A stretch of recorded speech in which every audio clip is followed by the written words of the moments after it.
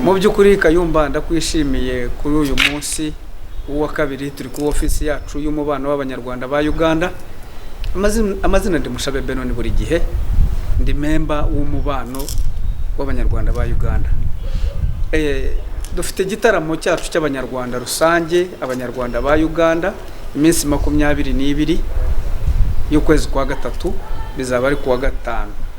Tuzaba turi kuri Tavern Hood Zikabusu muri Rubaga.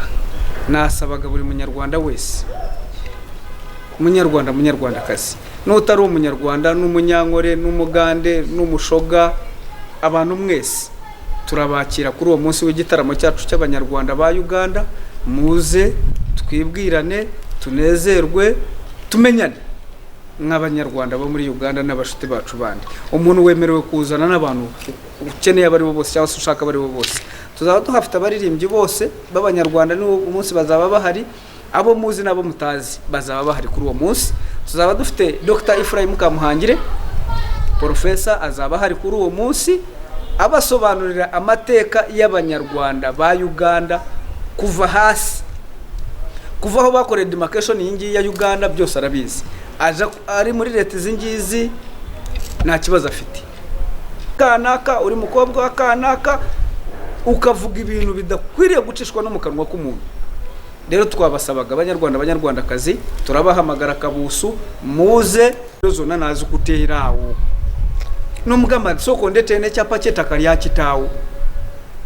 Omwana nakora photocopy mu cyapa cya kitawo era nagikuraga no sigara ngo mugandi tukora naturalization obo mukozesa yaki mbama nyoto omutumye document okakasenti munasi obo kakasenti muna Uganda bobo kakasenti muna Uganda lwacho mugamba tete genda mu naturalization no lwacho mbadde nsaba baganda bafe banyarwanda banange sisobola kwegana kyendi kuba sikolanga kwa appointment ne Katonda antonde nga ndi munyarwanda tokolanga kwa appointment ne mukama Katonda ntakutonde ngo uri muganda obori munankore fena twesanga nga tuli ekyo kye tuli.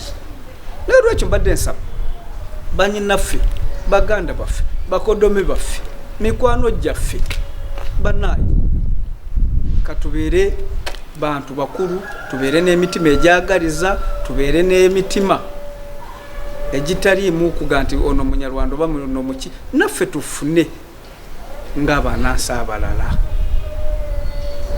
kama kupera mukisa.